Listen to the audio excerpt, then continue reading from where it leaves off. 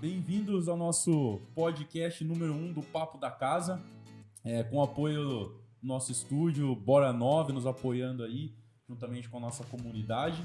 E hoje, no nosso primeiro encontro, a gente tem aqui a Zaf e também o pastor Marcos, da Igreja Batista da Vila Resende, que é o nosso convidado aqui hoje, para juntos a gente conversar sobre aquilo que a gente já tem direcionado nos nossos encontros de domingo.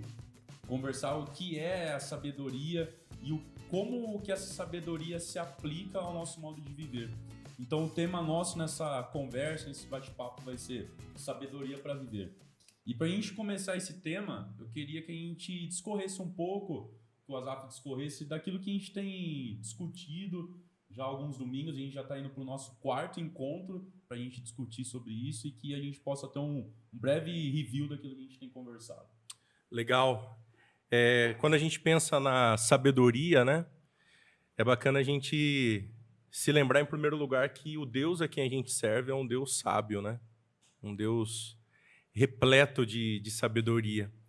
Enquanto eu pensava um pouquinho nesse tema e estudava também, e compartilhava até com outros irmãos que iam pregar, eu estava pensando muito sobre essa questão de quem Deus é e do compartilhar dele, da sua sabedoria.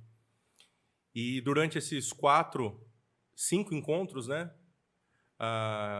que tiveram aí sobre a sabedoria, o primeiro deles a gente falou sobre a importância de pedir sabedoria ao Senhor. Até porque, como o Tiago diz, né, se nós pedirmos ao Senhor por sabedoria, Ele dá de forma deliberada a todos, né?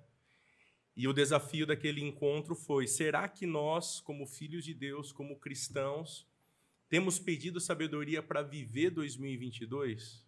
Ficar conosco 2021, 2020. 2020, parte B. Então, a sabedoria ela é necessária. Depois nós ouvimos até do nosso irmão Eliseu sobre a importância da confiança. Se eu preciso de sabedoria para viver, um dos cenários é a importância da confiança. E ele falou muito, né, sobre as nossas lutas que teremos em 2022, como a gente vai reagir? Com confiança. Né? Sem confiança não tem como a gente chegar até o final desse ano no qual nós vamos viver. E pensando nisso, ouvimos também a terceira mensagem de Diego falando sobre a questão de como nós podemos guardar o nosso coração. Uhum. Eu tenho ouvido muito aí nesses últimos dias, e acho que vocês também têm percebido isso, muita gente com medo, né, do cenário da pandemia. Com certeza. E eu acredito que isso também está atrelado a guardar o coração, e que isso está conectado com a confiança em Deus, e isso está conectado com a sabedoria que deve ser pedida a Deus diante de todo esse processo. E então ele compartilhou como nós devemos guardar o nosso coração. Depois disso, nós conversamos também um pouquinho sobre tomarmos cuidado com a cobiça dos olhos. O Michael Gorin, quando ele vai escrever aquele livro Introdução à Cosmovisão Cristã, ele diz que um dos ídolos mais significativos para ele, e ele diz que outros pastores, líderes compactuam com ele, que o maior ídolo da nossa sociedade hoje é o consumismo. Uhum. Onde as pessoas tentam ali se agarrar em coisas, comprando, adquirindo, e a gente viu, nesses últimos 2 anos, principalmente, que muita gente vivia uma vida agarrada em várias e várias coisas, achando que isso proporcionaria vida para eles, até mesmo sabedoria. Uhum. Foi tudo por água abaixo. Exato. Né? Tudo por água abaixo. E tem também o último tema, que é a amizade. Amizade. Eu tenho falado muito com as pessoas que se reúnem ali na casa de oração, que esse ano de 2022, para viver com sabedoria, a gente precisa resgatar os nossos amigos, principalmente os nossos amigos cristãos. A gente precisa trazê-los para perto para que nós possamos caminhar a jornada ainda com maior sabedoria, porque os nossos amigos estão aí para apoiar. E essa questão da pandemia fez com que a gente perdesse contato com muita gente, muita Sim. gente próxima que andava lado a lado, né? Então, olhando para todas essas mensagens, esses pontos, né? De uma forma bem pontual e resumida, é essa ideia, né? Por isso que a gente precisa de sabedoria para viver e pensando nesses aspectos aí que foram considerados. Não, legal. Basicamente, tudo aquilo que já foi tratado, até mesmo os temas, são focados diretamente para que eles sejam aplicados ao longo do ano 2022.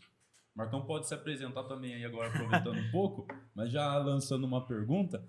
Por que você acha que a sabedoria ela é tão importante para a vida do cristão?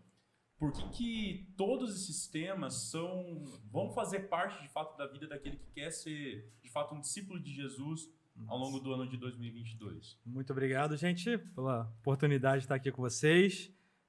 Sou Marcos, pastor da Igreja Batista em Vila Resende, aqui de Piracicaba, casado com a Giza, estou aqui há pouco mais de 2 anos e caminhada boa já com o tempo com a Zaf aí, é uma oportunidade muito boa a gente bater esse papo, relembrar algumas coisas que são essenciais, né? A gente vai, por vezes, pensa na sabedoria como algo um pouco abstrato, né? Um conhecimento, pensa num sábio, num alguém que tem palavras bonitas ou provérbios decorados que consegue tratar ou trazer alguma ideia para a gente. Mas sabedoria, principalmente na Bíblia, ela é muito mais do que apenas um conhecimento raso, um conhecimento jogado. É algo que você vive, é algo que você aplica para a sua vida. Então, um cristão genuíno, alguém que ama a Deus, ele quer pegar todo o conhecimento e não deixar só travado na nossa mente. Às vezes a gente sabe o correto, mas não consegue colocar isso em prática. Sim. E quando a gente vê a própria palavra sabedoria, a gente entende que é a aplicação desses ensinos, dessas bases. Por exemplo, são ótimos temas que vocês trataram, quanto a relacionamentos, amizade, quanto a tempos difíceis, a momentos complicados da vida que a gente vem enfrentando, e a gente entender que tudo isso, a palavra de Deus tem uma resposta, tem um direcionamento, e a gente precisa confiar nesse direcionamento e se entregar. Por isso que é essencial para a vida do cristão essa ideia da sabedoria. É o conhecimento da palavra, é a confiança em Deus de que essa palavra é correta, que a gente está fazendo o certo, e entender que Deus, a partir da sua palavra, dos seus ensinos, ele vai promover na gente uma oportunidade de espalhar o reino dele, de falar daquilo que ele tem feito, de mostrar pra gente que se a gente confiar nele, a gente está fazendo certo, né? A gente não está confiando na nossa própria palavra, né? Você falou no início ali daquela introdução de que no ano de 2020 a gente perdeu muito, né? Todas as nossas bases de confiança, tudo aquilo que a gente tinha travado, a gente se sente agora com medo e mesmo passando o tempo ainda volta essa base, volta esse peso muito grande. Eu fico pensando agora, nesse momento que a gente está vivendo, a gente conheceu pessoas que estavam com Covid, mas geralmente eram pessoas distantes, né? E recentemente agora é muita gente próxima da gente que deixa a gente mais aflito, porque agora está chegando mais perto no ciclo de amizade. Sim. Você saber de um ou outro distante agora é muito próximo. E a sabedoria na palavra de Deus é você vai exercer aquilo que Deus tem feito, falado, a confiança numa tal maneira que você fala assim, Deus, o que vier para mim, eu sei que o Senhor quer, né? Eu sei que o Senhor deseja. Então, é aplicar isso em todos os aspectos da vida. É um outro nível na caminhada cristã. Não é só aprender, não é só transmitir, mas é viver de uma maneira intensa essa confiança. Né? Nós somos formados por valores e culturas, né? Exato. E diante desse pensamento, o que vocês acham sobre o nosso cenário cristão? Como a gente tem como nós estamos de acordo com essa sabedoria bíblica? Olhando o cenário cristão, a igreja brasileira, como ela tem caminhado com essa sabedoria bíblica? A gente tem aprendido, sim, esses temas para aplicar ao longo do ano, mas olhando para o cenário brasileiro como um todo, olhando para essa vivência que a gente está tendo, como vocês enxergam a igreja atuante com essa sabedoria bíblica? O que vocês acham disso? Eu acho que eu pensaria em duas áreas aí que acho que são nítidas, né? A primeira, a questão da autoconfiança, né? O que se percebe é que existe essa supervalorização da autoconfiança. Então, para eu me dar bem na vida, eu preciso confiar em mim mesmo. E confiar em mim mesmo é você abrir mão da pessoa de Deus e achar que você é o cara e consegue tudo. Com certeza. Então, estão aí os famosos coaches da vida para apontarem essa questão. E eu acho também que, principalmente por conta do cenário hoje político, eu acho que as ideologias elas têm predominado também parte aí do pensamento cristão, né? E isso faz com que as pessoas em si elas creiam mais numa ideia que fora criada por qualquer homem, qualquer mulher aí da vida, né? Tomam isso para si como se fosse a sabedoria divina, né? E caem de cabeça. E eu acredito que isso foge daí do padrão até mesmo de Deus, no sentido até mesmo de desenvolver pedidos ao Senhor. Sim. Como a gente pensou em Tiago, né? E eu estava fazendo essa autoavaliação na minha vida. O quanto eu, nas minhas orações, tenho, Senhor, me dá sabedoria para viver. Sim. O quanto eu tenho orado por isso.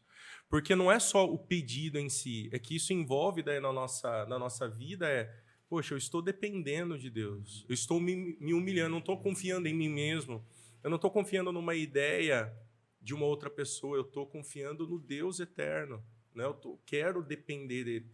Então, acho que essas duas áreas, eu acho que elas pegam muito hoje, e eu acredito até mesmo que esse ano isso daí vai pipocar ainda mais. Até mesmo por conta do ambiente político. Eu gosto muito desse trecho de Tiago que a gente está falando, né?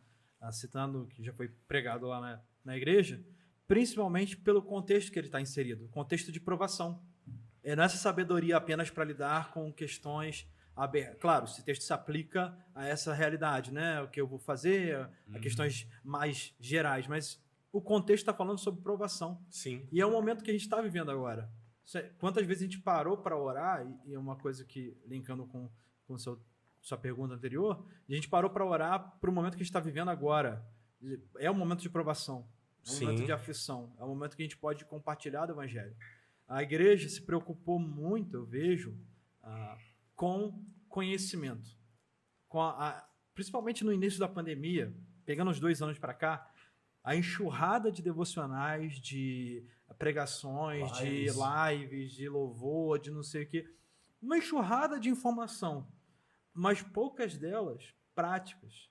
No seguinte ponto de falar assim, olha, o que Deus nos orienta a fazer nesse momento é simplesmente esperar e confiar nele, é descansar nele, é orar especificamente por aquilo que está afligindo e não de uma maneira geral. Uma sabedoria que acaba parando num conforto apenas de conhecimento e não atitude prático, né? Não uma maneira prática de desenvolver isso, né? Então, eu acho que esses anos agora tem uma boa maneira de fazer assim, ó, não pode parar apenas naquele oba-oba ou nas ideias que ficam abrangentes assim, ou que ficam abertas, mas uma coisa mais específica e prática na nossa vida. Beleza, eu tenho tantas devocionais quanto eu quiser, eu tenho tantas mensagens, mas como eu consigo aplicar isso de maneira real na minha vida? E esse tema trata especificamente sobre isso, né? O Tiago fala ali de, durante a provação, você tem que orar e pedir sabedoria a Deus para saber como se portar ali. Em confiança, em descansar, em entender que você pode fazer algumas coisas, mas no final das contas você está na mão do Senhor, né? E descansa nele. Quer comentar mais alguma coisa? Eu estava pensando um pouquinho só nisso para até fechar aí a pergunta, né? O quanto isso, Marcão, tá totalmente conectado com aquilo que eu estava dizendo, ao ponto de, a partir do momento até mesmo que as igrejas se esqueceram de falar nisso, nesse cenário, né, de lidar com isso, as pessoas em si se abraçaram nessa ideia da autoconfiança. Total. E o viés político sobre o assunto pandemia. Então, houve muita discussão longe da pessoa de Deus e não colocando a pessoa de Deus no papo. Sempre focando em ideologias. Isso. a pandemia apenas aflorou aquilo que já estava borbulhando, principalmente no Brasil, desde 2013, 2014, desde as crises políticas maiores, quando explodiu isso tudo, a pandemia veio só para mostrar que o coração das pessoas não está aplicando a palavra como deveria, né? Sim. O coração das pessoas está baseado nessas E aí, questões. sabe o que é interessante? Que o texto de Tiago vai falar que essa sabedoria ela deve produzir no crente perseverança e tem uma outra palavrinha-chave, maturidade. Exato. Que, ao mesmo tempo, era para que nós pudéssemos olhar hoje para esse cenário, diante desse período que passou, olhar para a igreja e pensar, a igreja está mais madura? A igreja ela aprendeu a perseverar no meio das provas? Eu acho que essa é um vislumbre interessante para considerar a sabedoria. Eu continuando aqui, lembrei de uma igreja que eu conhecia, que eles estavam entrando naquele ritmo de fazer devocionais todos os dias, o pessoal da igreja e tudo mais, né? Que é uma coisa boa, não acho algo que é de todo ruim, é sempre mais da palavra de Deus, é ótimo. Mas um pastor amigo meu falou, já parou para pensar que a gente não ensinou as pessoas a fazerem devocional e esse tempo agora está mostrando que as pessoas são incapazes, ou nós julgamos elas incapazes de fazer você tem seu próprio tempo com Deus? E essa igreja, segundo a Batista de Macaé, eles fizeram um bloco de ensinando a você fazer sua própria devocional, uma coisa mais prática, para ter esse relacionamento com Deus, não sendo dependente dos devocionais do YouTube ou algo do tipo, mas aprofundar a sua própria experiência com Deus. Sim. Isso é uma maneira que eu julgo de uma sabedoria prática, de falar assim, não é para ficar só dependente de outros, mas você mesmo precisa da sua experiência, seu contato, ver na palavra aonde você precisa aplicar essa maturidade, gerar essa maturidade. Né? E outra palavrinha no texto de Tiago, que é chave, é gente com mente dividida, que aplica muito bem nisso. Alguém que tem mente dividida, que não confia inteiramente em Deus, que passa esse momento de provação tentando se agarrar em ideologias, tentando se agarrar em outras visões, em outras percepções, ela não consegue experimentar essa sabedoria do próprio Pai.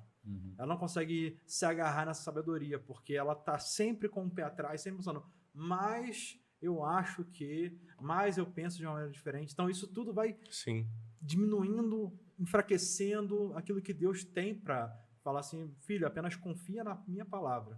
Peça, você vai conseguir passar por isso comigo. E eu vou ter o melhor para vocês. Não, bacana. E se a gente olhar até mesmo para os evangelhos, a gente vê que Jesus, ele nos ensinou a pedir. Né? Na própria oração do Pai Nosso, ele nos ensina como pedir, logo ele transcorre também através do Sermão do Monte, falando sobre o que é essencial, o que é suficiente para a vida, para o viver nosso. Né? E Tiago, ele também trabalha nessa questão do pedir. Né? E para nós agora, né? Por que Tiago, quando ele fala isso sobre pedir sabedoria, o quanto isso impacta? Lógico que a gente já falou um pouco sobre essa questão de pedir, da oração, mas o quanto isso impacta na jornada do cristão quando ele entende que ele precisa pedir por sabedoria.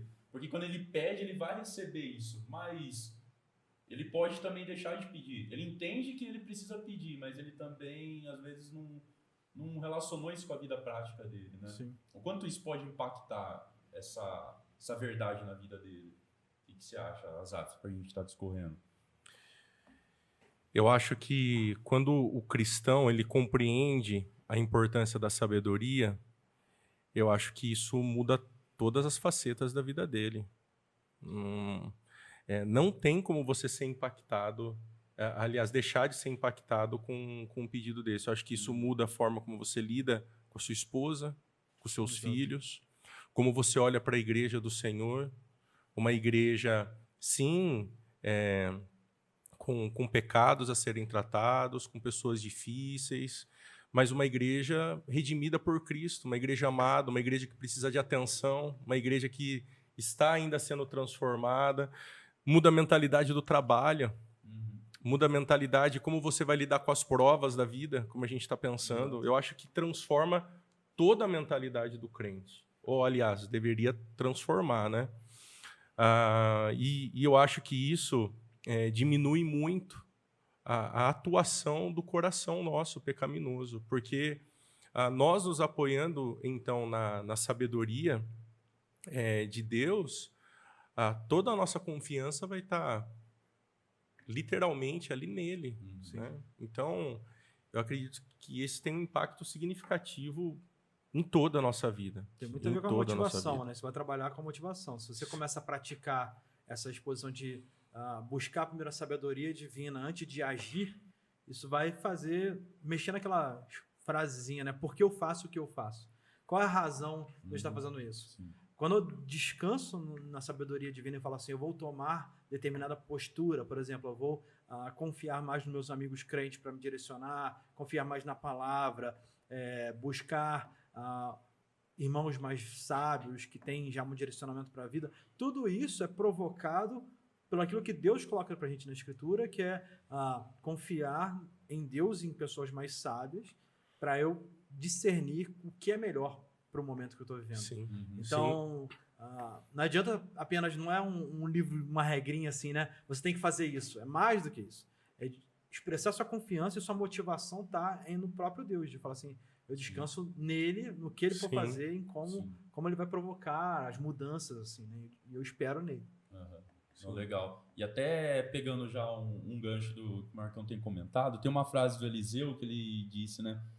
O posicionamento de deixar Deus de lado coloca o nosso eu no centro, né? E quando ele falou essa frase, até deixei também a próxima daquele, quando ele continuou discorrendo o texto, né? E confiar em Deus é assumir que Ele está no controle. É confiar na soberania e no total controle de Deus, né? E pensando nisso, Marcão, qual que é a importância da confiança no Senhor como um ato de sabedoria? Como isso reflete na nossa sabedoria quando a gente entende que Deus está no controle e a nossa confiança nele? Sabedoria bíblica, né? Não uma ideia de conhecimento puro, é totalmente uma expressão de dependência. Totalmente. Você fala... Geralmente, quando a gente está vendo alguma situação na vida, alguma situação delicada, ou uma oportunidade de trabalho, alguma coisa, a gente tem duas possibilidades, né? Pensar como eu vou me dar melhor financeiramente, com a minha vida, com minha esposa, com meus filhos. E você pode pensar nessa perspectiva. Eu vou olhar para o meu próprio umbigo e eu vou saber o que é melhor para mim. Ou eu posso olhar para o que Deus coloca em sua palavra, aquilo que é mais correto e aquilo que é prioridade na minha vida. Então, é uma maneira de depender dele. Quando eu falo assim, Deus, me mostra, me ensina como eu devo tomar determinada posição, como eu devo olhar para determinada situação, eu devo agir dessa ou dessa maneira. E Deus vai direcionar ou pelo conselho ou pela sua própria palavra, mas toda essa ação de Deus me mostra é uma ação de dependência. Se você é uma pessoa impulsiva, se você é uma pessoa que, por vezes, não para, reflete, não espera, não coloca, fala assim, eu preciso orar, preciso ter esse tempo com Deus para saber qual próximo passo eu vou tomar, possivelmente você está analisando de uma maneira puramente humana, de uma maneira puramente egocêntrica, falando assim, não, o que é melhor para mim? Sim. Melhor para mim é ter dinheiro, melhor para mim é fazer A, B ou C, o que é melhor para mim? Então, você confiar em Deus, nessa ideia da sabedoria, você realmente fala assim, se eu focar só em mim, ou só nos meus próprios objetivos, ou só naquilo que eu quero, eu estou recusando totalmente a sabedoria divina, não dependendo dele, dependendo apenas das minhas próprias forças. Sim. Então, eu posso afirmar isso categoricamente, que uma pessoa sábia, nos padrões bíblicos, é uma pessoa dependente. É uma pessoa que confia inteiramente na palavra de Deus. Pode duvidar, eu creio que há espaço para dúvida, mas ainda assim se lança ao que Deus tem na sua palavra. Às vezes a gente fica no nosso coração por conta do nosso coração pecaminoso. Com certeza. De falar assim, não sei o que vai ser. Sim. Não sei o que vai acontecer comigo. Mas, mesmo assim, eu escolho confiar. Mesmo assim, eu escolho fazer o que é correto de acordo com a palavra de Deus. E se é isso que ele orientou na palavra, se é isso que ele orientou pela sabedoria, se é isso que ele colocou no nosso coração, ainda existe assim, né? Claro, existe essa questão do coração um pouco complicada, mas sim, existe lá a paz do coração, que é um árbitro para julgar relacionamentos e outras coisas mais. Eu acho muito válido e é uma expressão máxima de dependência, de falar assim, eu confio inteiramente no Senhor e naquilo que Ele tem para mim. Eu acho que é legal, Marcão, quando você comentou que a gente está diante, talvez, de uma situação que, às vezes, a gente vai ter medo do que fazer, de como reagir, até mesmo se sentir ansioso, né? Mas como você mesmo disse, quando a gente debruça na sabedoria de Deus, a gente recorre à palavra dele, em algum momento nós desfrutaremos da paz, porque a palavra vai nos direcionar para a decisão correta que nós precisamos tomar. E aí, se há alguma insegurança, ela há por conta do nosso coração, de quem somos, mas podemos certos tomar essa decisão porque ela está baseada, né, na palavra de Deus. E Deus deu para a gente também um intelecto que é lógico que a gente pode usar, né? Então, em qualquer momento. Então, preciso definir A ou B. Alguma dessas coisas infringe a palavra de Deus? É alguma coisa contrária? Eu vou ter menos tempo para minha família, eu vou ter menos tempo com Deus, eu não vou conseguir sobreviver. É claro, Deus te deu sabedoria, você pode dizer não para isso, né? Mas, ainda assim, no nosso coração pecaminoso é uma escolha de fé. Às vezes pensar em mais dinheiro, às vezes pensar em num futuro. Eu lembro que quando eu trabalhei em Macaé com petróleo, não trabalhei. Eu cheguei em uma empresa, no primeiro dia de trabalho eu pedi demissão para ir para o seminário. Essa história, um dia a gente conversa sobre isso. Mas, na época que eu estava procurando empresas para trabalhar, com o curso técnico que eu tinha, todo mundo falava, empresa tal, é o seguinte, você casa com essa empresa 10 anos, você dedica a sua vida para essa empresa 10 anos e depois você está com a vida feita. Mas todos os meus amigos que eu vi depois que estavam com a vida feita, estavam com a vida toda problemática, todos os problemas de casamento, se estavam casados ainda, todas as pessoas que focaram só no dinheiro e se esqueceram daquilo que é essencial. Eu lembro da história de um cara que ele ficou 31 dias embarcado no meio do oceano, numa plataforma de extração de petróleo, voltou um dia para ver a filha dele e no outro dia teve que embarcar porque teve problema na plataforma. Loucura, né? Porque a rotina da empresa era essa rotina mesmo. E a gente é pressionado por todos os lados e fala assim, você tem que viver isso. Você tem que trabalhar isso, assim. Você tem que ser assim durante 10 anos. Essa foi a frase que eu lembro, assim. Você tem que ser assim durante 10 anos, porque aí depois você vai estar bem. Você vai estar com um status bom. De que adianta status bom se você não dedicou a sua vida como deveria para o Senhor, né? Então, a sabedoria está nisso, né? Em olhar, observar de acordo com o que Deus tem e você escolher aquilo que não fere a palavra do Senhor. Legal. Sabedoria é saber o que é estar bem, né? É verdade. Condição, né? Com certeza. O Diego, ele teve também conversando com a gente, né, no discorrer dos nossos temas, né? E ele falou também sobre a questão de guardar o nosso coração. E uma das frases que ele usou é que a graça coloca o nosso coração no lugar certo, né? E ele nos ensinou, nos deu insights de que a gente precisa colocar filtros no nosso coração voltados para aquilo que a gente vê, para aquilo que a gente ouve e para a nossa percepção também daquilo que a gente tem no nosso dia a dia, relacionado até mesmo à questão moral, filtrando de fato aquilo que a gente tem. Pensando nisso, o guardar o coração, como que a gente pode envolver sabedoria alinhado com esse conceito que a gente tem conversado até aqui? Tentar usar um exemplo prático aqui, né? Eu acho que a gente decidiu por assistir uma série do Netflix, né? Eu acho que, por exemplo,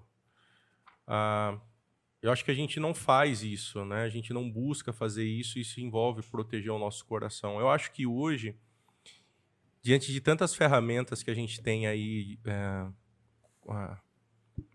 as redes sociais, YouTube e tal, cara, a gente consegue saber o conteúdo daquele filme se ele é um filme bom ou se não é, se é uma série boa ou se não é, né? E aí a gente está assistindo com toda a família um conteúdo, às vezes, sexual, violento, né? Totalmente degradante ali, né? E a gente vai inserir, expor o nosso coração e até mesmo, às vezes, o coração da esposa, dos filhos, Então, acho que isso envolve sabedoria. Você parar e falar, eu quero guardar meu coração. Então, eu vou ver, isso aqui é bom, né? É bom esse filme, vale a pena. isso aqui não vai mexer com a minha mente, com o meu coração, isso aqui não vai abaixar talvez algumas cercas que eu levantei agora e que lá na frente podem fazer com que eu peque, com que meu filho desenvolva áreas pecaminosas, com que minha esposa tenha pensamentos que ela não tem até agora. Então, acho que um exemplo prático aí, eu acho que isso diz sobre filtros, né? De uma maneira prática. Eu sei que o Marcão gosta muito de série e filme também, acho que ele pode comentar um pouquinho sobre isso. A ideia, eu gosto muito desse texto com a expressão sentinela, né? Coloque sentinelas ao lado do seu coração para te proteger daquilo que pode vir a acontecer, para proteger disso. Então, não basta uma, são várias, né? Guarde seu coração de várias situações. Então, pensar sobre essa questão, né? Existem hoje vários aplicativos que te indicam, tem sites Just One Click Away, um monte de site que diz qual o conteúdo, se existe algum conteúdo pornográfico, se existe algum conteúdo obsceno, a temas polêmicos. Hoje em dia é difícil assistir qualquer série policial, série que for, que não tenha um conteúdo que afete, que trate alguma minoria, no sentido, não minoria, perdão, o termo, mas assim, dentro do ambiente cristão, que não é uma prática que a gente gosta, né?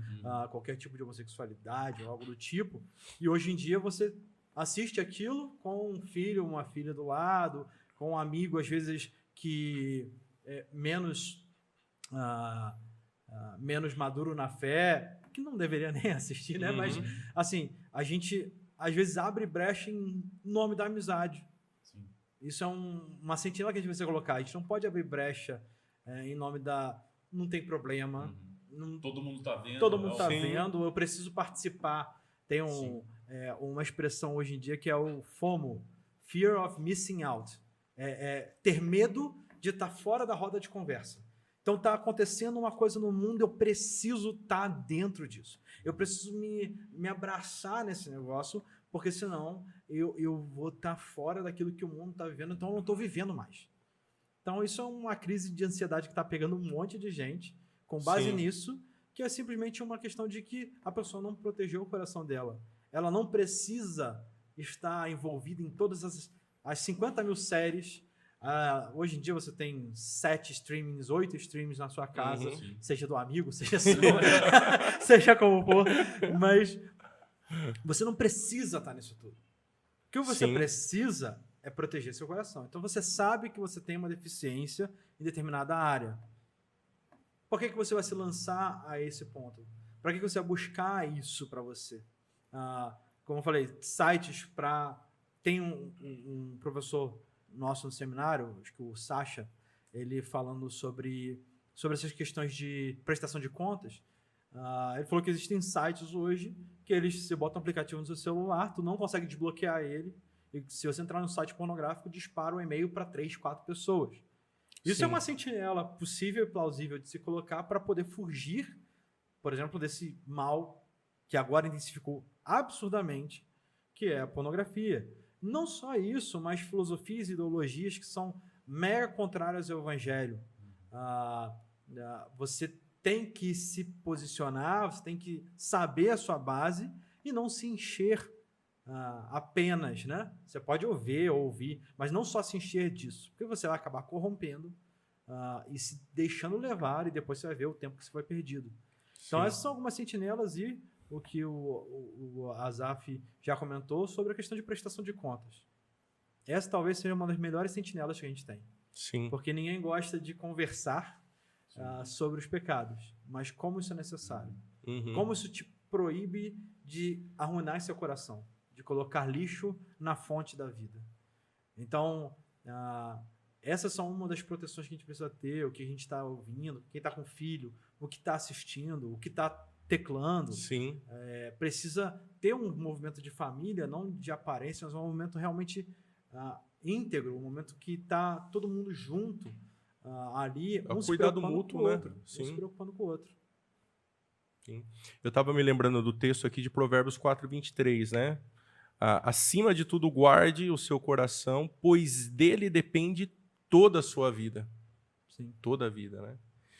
Então, eu acho que esses filtros, né, eles vão ajudar para que a nossa vida ela se desenvolva de maneira sadia, né? A caminhada cristã, a jornada cristã. E eu acho que esses filtros eles são totalmente necessários. Com Né? certeza. Eu acho que abrir mão deles é o caminho da loucura. É o tolo de Provérbios. Exato. É agir como um tolo e fazer jus à música do tio Zeca, né? Deixa a vida me levar. Exatamente. Não, legal.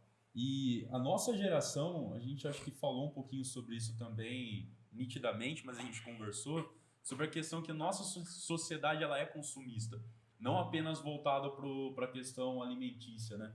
Mas para tudo. Nós somos um público que a gente quer consumir. A gente quer ser servido e a gente quer do bom, do melhor e da maneira como a gente quer. Não da maneira como as pessoas querem, às vezes, mas da maneira como a gente quer, né? E voltado para a questão da sabedoria bíblica, o que esse cuidado com o consumismo ele pode acometer nesse âmbito da sabedoria para nós, Marcão?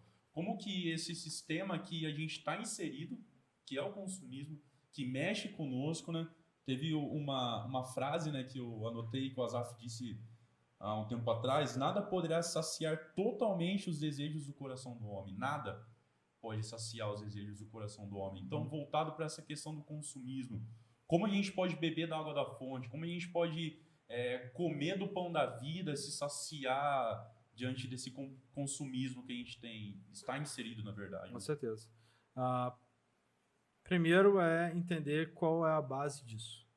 Geralmente, a base de um desejo consumista, isso vem de um coração egocêntrico, como a gente falou aqui já, um coração egoísta. Eu quero ter, eu preciso. Se eu não tiver aquilo, eu não estou completo. Então, você depende de outra coisa, senão Deus, para encher a sua vida. Então, o consumismo, ele enche nossos olhos porque trata de conforto. Né? Eu preciso ter o conforto na minha vida. Hoje em dia, não é mais a sobrevivência que é a base. Hoje em dia é a base do conforto. Então, quanto mais conforto, melhor. Quanto mais eu tiver, quanto mais coisas aparecerem para mim, eu vou me sentir melhor, mais satisfeito. E é enganação. Consumismo é um Deus. É um Deus que corrompe a nossa visão correta de quem é o real Deus. Uhum. Então, como é que a sabedoria julga nesse ponto todo? Faça perguntas. Eu preciso realmente disso? É algo que é essencial? E não estou falando aqui que não precisa ter nenhum tipo de conforto. Muito pelo contrário, a gente pode ter. Se Deus deu a oportunidade, a gente deve ter. Pô, esse estúdio aqui é maravilhoso. Pô, ótimo, faz propaganda aí do lugar de Mas assim, é ótimo ter o conforto, é ótimo ter um ar-condicionado, é ótimo ter isso tudo. Mas a gente precisa pesar naquilo. Será que isso aí está se tornando um Deus para mim? Será que isso aí chegou a um ponto de que tudo que eu falo, todas as minhas conversas, tudo o meu direcionamento, minhas reservas, está indo... Tudo. Vive para isso, né? Vive para isso. Então, eu estava lendo Deuses Falsos, a gente estudou lá na igreja esse livro recentemente, e um dos critérios para saber sobre um Deus da sua vida, fazer uma análise, né? Será que você tem algum Deus na sua vida? É com o que você gasta o seu dinheiro.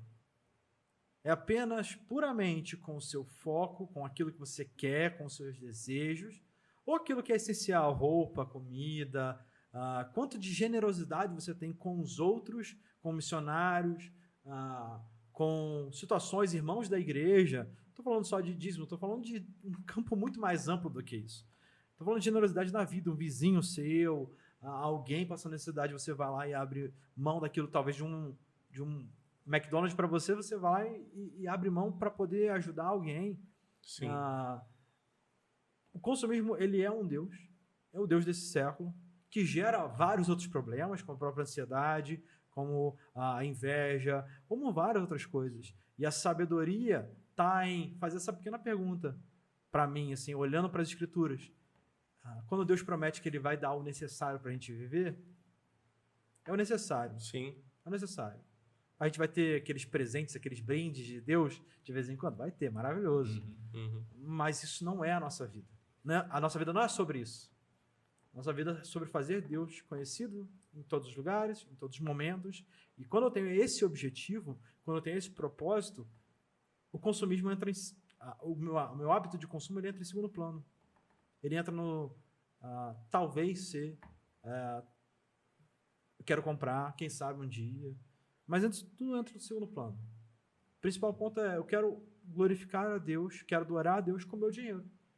Então eu faço isso me alimentando, faço isso abençoando outros, faço isso até mesmo ocasionalmente com conforto que eu vou ter em casa ou para abençoar outros, né? Era muito legal antigamente as pessoas falando assim, não, porque eu quero ter uma casa grande para poder ter os irmãos em casa. Aí o irmão compra a casa e nunca convida ninguém, né? Como que é isso? É o dono da piscina, Eu tô na piscina, pô, depois eu vou ter que limpar, não quero mais. Se perde todo esse propósito, nesse foco, assim, né?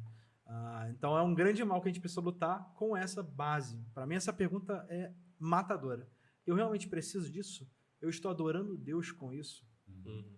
Isso vai ser um ladrão do meu tempo, um ladrão do meu relacionamento com minha esposa? Isso vai ser algo ruim ou vai ser algo que vai abençoar? Às vezes pode ser um videogame, para às vezes um marido, uma mulher que gosta de jogar, por que não? Para ter os amigos em casa, por que não? Não é uma negativa, mas é muito mais com a motivação, né? Sim. Porque eu estou comprando, porque eu estou fazendo isso. Bom, beleza, bacana. E pra gente já fechando, por que ter amigos é reflexo de uma boa sabedoria? A gente acabou de falar de consumismo, né? E às vezes a gente tem também momentos, até mesmo a gente se alia a pessoas apenas para ter elas, apenas para consumir, né? Mas voltado para o real sentido da palavra amigo, que se perdeu até, né? Sim. Nesses dias que a gente vive, né? O real sentido da palavra de amizade, de ter amigo, qual é o reflexo disso na sabedoria, de uma boa sabedoria para viver? Até fazendo um gancho, né, com o próprio tema, o consumismo, até eu comentei isso domingo. Infelizmente, o consumismo ele mexeu com os nossos relacionamentos. A maneira da gente lidar com pessoas, com a maneira da gente lidar com a própria igreja, né? Então, hoje a pessoa escolhe uma igreja diante dos padrões que ela tem de consumidor, do que ela quer consumir. Quer receber, né? Sim. Tem um ministério tal, tem não sei o quê. Isso. Se não tiver isso pro meu filho, se não tiver o louvor daquele jeito, eu não fico aqui, né? E é interessante que isso se estendeu, então, até nos relacionamentos, porque o consumismo fez com que as pessoas se sentissem cada vez mais sozinhas. A gente estava zoando da piscina, né? E é verdade, o cara comprou a casa com um ideal e tal. Não convida ninguém, cara. Não convida ninguém, o negócio está lá parado e ele não se relaciona com pessoas. Ele cada vez mais está distante das pessoas. E parece que essa questão do ídolo do coração, ela entra de tal forma na sociedade que daí vira um ciclo, né? Então, o cara, ele trabalha muitas e muitas horas, então ele já perde o tempo que ele poderia ter, às vezes, com a melhor amiga dele dentro de casa, que é a sua esposa, não tem, e vice-versa, a esposa com o marido também. Isso se estende no relacionamento dos filhos, não se tem. E, consequentemente, fora de casa, o cara tem amigo, é o cara do trabalho e tal, mas são amizades superficiais. Exato. Não tem profundidade nenhuma. E o que eu percebo é que parece que as pessoas têm medo até de arriscar ter amigos. Com certeza. Ter amigos. Ou já se decepcionou anteriormente com alguma pessoa que se dizia amiga e depois cancelou, ou teve um problema, ou mesmo traiu a pessoa, alguma coisa do tipo. E isso tem muito a ver com o nosso coração, além da outra pessoa, né? Da pessoa ter um problema, mas nosso coração, de conta, está aberto para fazer ou amizades corretas, de acordo com a palavra de Deus, amizades que estão interessadas não no nosso bem-estar, mas naquilo em fazer a pessoa se parecer mais com Cristo. Sim. São poucos amigos, mas são amigos que você pode contar ao ponto de falar assim, eu posso dedicar a minha vida, compartilhar por inteiro, e eu sei que você vai falar aquilo que Deus tem para mim. Tem um grande amigo meu que lembro no seminário, eu era um moleque de 18 anos entrando no seminário, não sabia nada, e minha turma era muito louca, tinha gente de 40, tinha gente de 30, tinha gente de 18. Era uma bagunça, maravilhosa, porque ali eu pude crescer bastante. Com gente falando, ei, segura tua bola aí, tu tá querendo aparecer demais. Uhum. Dá uma aguentada. Olha pro seu campo, olha para aqui pro lado. Eu acho que, por exemplo, às vezes eu vinha me queixar de algum problema que está acontecendo, alguma coisa, e essa pessoa vinha trazer um outro ponto de vista e falou assim, eu acho que ele está certo. Vinha me queixar do professor, alguma coisa, uma história. Ele falou, não, acho que você está falando besteira. E é nesse ponto que eu faço uma avaliação e falo assim, talvez eu esteja falando besteira. Então a gente não precisa só ter amigos, mas ter amigos crentes que estão dispostos a, às vezes, quebrar a gente. Confrontar, né? Confrontar para fazer Cristo aparecer na gente. Sim. Então, esse é um brilho que a gente se perdeu. E eu acho que, como eu falei, para mim a pandemia, ela não iniciou coisas, ela amplificou aquilo que já era. Sim. Então, relacionamentos superficiais se quebraram, porque você não ia mais para o trabalho, você ficava trabalhando em casa. Relacionamentos superficiais que antes pareciam legais, por conta de alguma outra discussão, se quebraram também, perderam. E veio amplificar aquilo que antes era mascarado. E agora a gente pode fazer uma reavaliação dessa questão de ter amigos que são mais sábios do que eu, ter pessoas que são mais... que eu posso descansar numa maneira falando assim, realmente, o que você está falando é correto, eu vou ouvir, e não quero uma pessoa que só me dê aplauso, mas eu quero uma pessoa que vai me apontar para a palavra, para a escritura, e para aquilo que... de uma maneira que eu possa crescer nessa situação. Então, meus melhores amigos que eu fiz na minha vida hoje, que estão comigo ainda, são pessoas que falaram comigo várias vezes.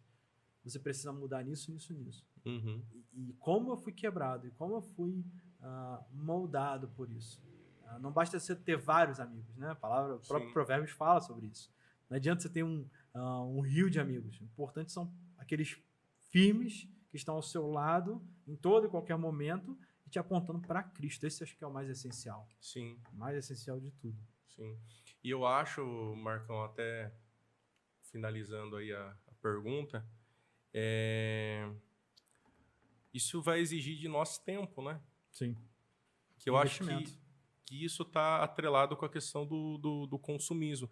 Se isso não for parte da prioridade da minha jornada, eu não vou investir tempo, eu não vou abrir mão de períodos na minha semana para ter um momento com um amigo, com uma amiga, né? Se for uma mulher, que talvez esteja nos ouvindo também, porque as pessoas têm esse outro alvo tão acentuado da questão do consumismo que se esquecem, né? Poxa, né, a mulher, eu preciso ter uma amiga para me confrontar, para me compartilhar dos meus temores, para que ela me encoraje, olhe, como você disse, né, uma outra perspectiva, uma outra realidade, assim como eu preciso de um homem amigo meu que me oriente e tal. E isso exige investimento. Exige investimento. Separar, que seja um momento por semana, uma mensagem que seja. E às vezes a gente entra naquela máscara do não, eu sou tímido, eu sou assim, e as pessoas já me conhecem assim. Ok, você não precisa fazer isso com 50 pessoas. Sim. Faça com uma. Sim. Mas invista nessa uma pessoa. Que é uma pessoa que você olha e fala assim, realmente essa pessoa se parece mais com Cristo do que eu me pareço agora. Eu preciso andar junto dela. Preciso conversar com ela. Então, não é fácil. Para algumas pessoas é mais fácil. E isso por conta de personalidade, por conta de estilo. Às vezes a pessoa é mais extrovertida, às vezes a pessoa é mais tranquila em falar com várias pessoas. E às vezes a pessoa simplesmente está acostumada, acomodada, é mais do que às vezes consumismo, às vezes comodidade. Eu estou bem do jeito que eu estou. Uma pessoa que vai me provocar, chocar e gerar em mim Cristo, Sim. Isso vai desgastar. Isso não vai ser uma coisa boa. Então eu estou bem do jeito que eu estou. E quando você olha para o relacionamento a partir da sabedoria de Cristo, realmente é uma coisa que precisa investir tempo. Invista em 1, 2 pessoas no máximo. Mas separe um momento, uma vez por semana. Mande uma mensagem, converse, gaste meia hora. Crie, estreite laços. Começa a desenvolver uma amizade, não só que acontece de tempos em tempos, mas uma amizade intencional. E essa amizade intencional vai te levar para mais perto de Deus. Com certeza. Vai te ajudar a direcionar, às vezes, em situações difíceis da vida. Ter amigos cristãos é simplesmente uma das melhores experiências que o cristianismo pode nos dar aqui na Terra. Temos a vida com Cristo, tudo mais, mas ter esse relacionamento, não é à toa que a gente é igreja, a gente é irmão, a gente precisa estar junto o tempo todo. E viver em comunidade exige essa intimidade, exige essa proximidade. E minha palavra de encorajamento é: se force a isso. Se você se acomodou, se você acha que não tem tempo, se force a isso. Vocês criem grupos pequenos, vocês têm na igreja de vocês, a gente lá quer começar essa questão de intimidade, grupos pequenos, para que no próprio grupo pequeno, 1, 2 amigos se conheçam ali, criem um vínculo que isso vai perdurar e que um vai dar suporte ao outro em momentos difíceis. Um vai ajudar o outro em guiar para o que o Evangelho diz. Um vai ajudar o outro a se parecer mais com Cristo. Não tem coisa melhor. Não tem coisa melhor, né? Fora a experiência com Cristo, né? Ter essa experiência com Cristo, relacionalmente, no relacionamento humano, Sim. ter amigo cristão é indispensável. Indispensável. Beleza. Marcão, obrigado pela sua participação. Eu que agradeço Valeu aqui pelo tempo. O tempo nosso aí foi muito abençoador. Deus te abençoe aí. Vamos pro próximo encontro aí. Tamo junto. Beleza? Se precisar, é só chamar. E convido você a participar do nosso segundo encontro. Fique ligado nas redes sociais, aquilo que a gente vai estar conversando aí ao longo dos nossos dias. E a gente se vê no nosso próximo Papo da Casa número 2. Um abraço, até mais.